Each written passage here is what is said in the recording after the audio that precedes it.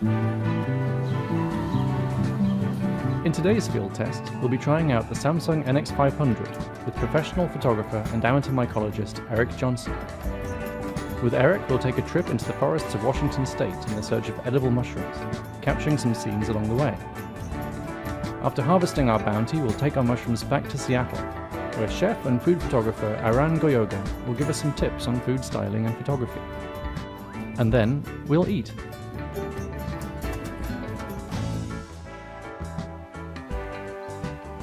So we're here with the Samsung NX500. I know you've had it for a few days. You brought a lot of lenses out with us today. What kind of pictures are you planning to take today? I'm looking at trying to make different types of pictures, from macro pictures of the mushrooms to us as foragers through the branches, landscape obviously, it's a beautiful place. So I'm just trying to see what the camera can do for a bunch of different locations and variations. This is a secret location, right? It's a secret location, so you've been blindfolded and now you're here.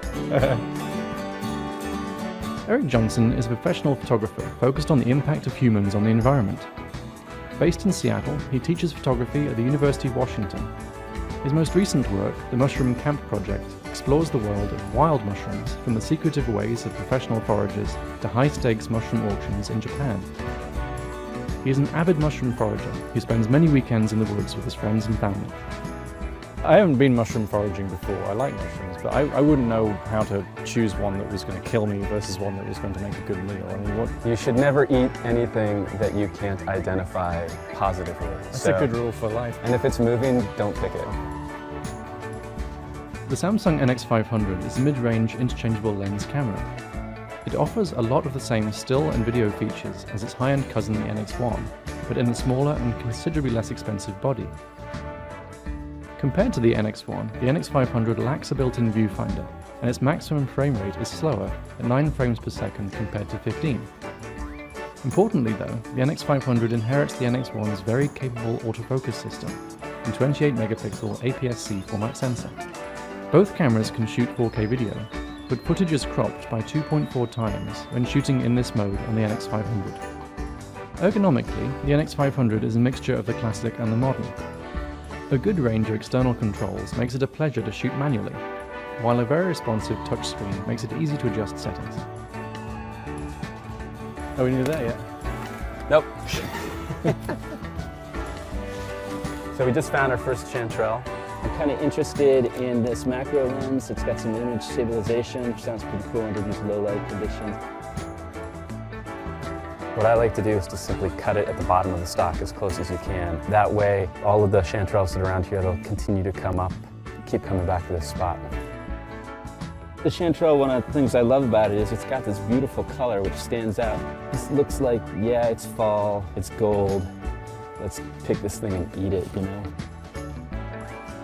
The NX500's multi-mode hybrid autofocus system uses phase detection and contrast detection, which allows the camera to focus quickly and accurately even in low light conditions.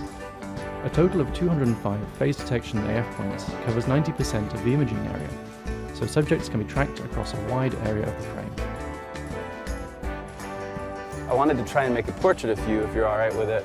Sort of walking through this space here, and I'm going to use the 85mm, I think, to try and flatten out that space. This looks like the kind of mushroom I was always told you shouldn't eat. It's bright red. Yeah, this is a lobster mushroom. It gets its name because it has a sort of aroma of shellfish. So Eric, we've got this particularly photogenic looking mushroom here in front of us in a slider setup. What is it you're going to try and do in this shot? Well, we're going to test out the 4K capabilities of the camera, show what the mushroom is looking like in the environment. The zoom focus function is really pretty handy. I can really get in on the edge of my focus, that part of the mushroom, and see it, and then pull back to see the overall shot. So how are you finding the camera? I've really enjoyed using it so far. It's a lot more lightweight than what I'm typically used to carrying in the field, and so even with this big 85mm lens on there, it's hanging around my neck with a bucket full of mushrooms. It's been pleasant so far. I'm able to take a lot more photographs. The screen's awesome, so I'm able to see things really quickly. It's really bright.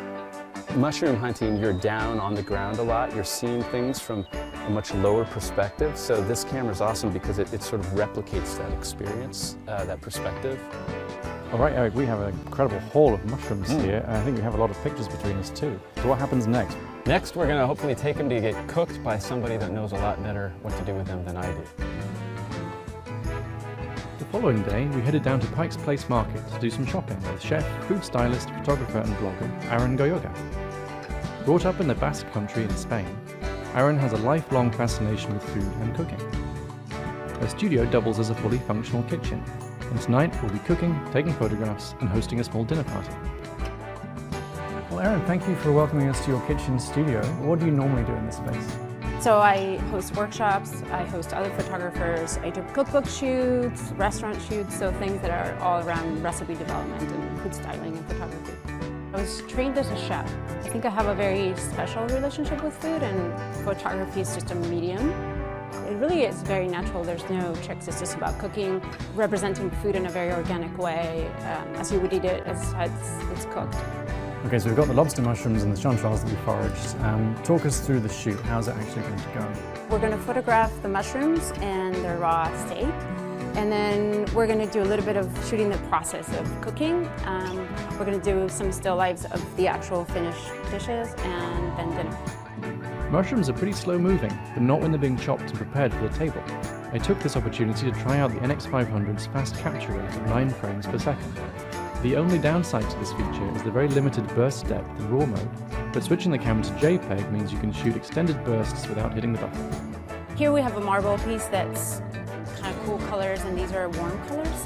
There's got to be something kind of in between to bring those two tones maybe together. Maybe a little fabric that would soften it. And then I think a macro lens would be the ideal for this, just because you can get all the ribs and details right there and the shadows. Well, I think that's cool. That looks great. Thank you very much. After shooting the raw ingredients, Aaron worked to prepare the first course, the chanterelle soup, garnished with herbs, microgreens, and a splash of walnut oil. Moving quickly, we set up some still lifes of the finished dish before it got cold. Watching Aaron work was fascinating. Most photographers think much more about what is in the frame than they do about tone and colour.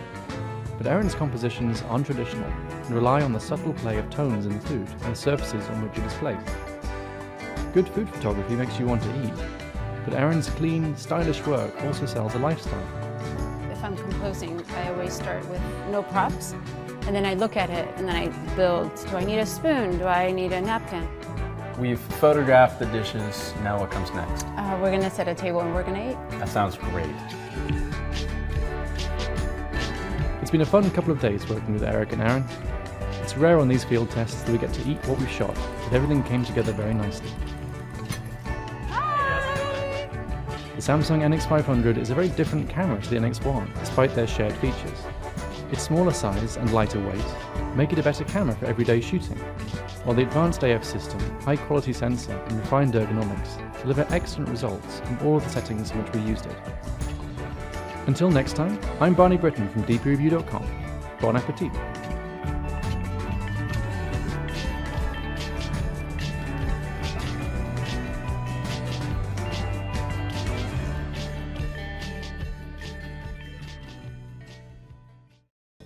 QI Wireless Solar Power Bank by Blever. Package contents: wireless power bank, user manual, compass kit, and cable. Type-C and micro USB input, USB and wireless output. How to use: connecting your devices to the USB port with included cable. Place your phone on the Qi area. Press down the power button. The green charging indicator flashes, and the charger will automatically charge your phone. Blever Solar Wireless Power Bank is equipped with dual flashlights. Long press the power button to turn on or turn off the flashlight.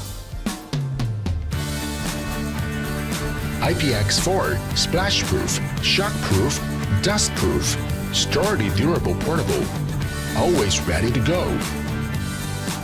Blever Power Bank is a great company for traveling, climbing, riding, business trip, holiday vacation, an awesome gift idea for families or friends.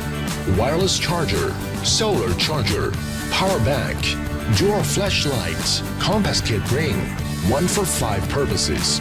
A lever power bank has passed UL 2056 tests and gained total quality assurance certificate. Lever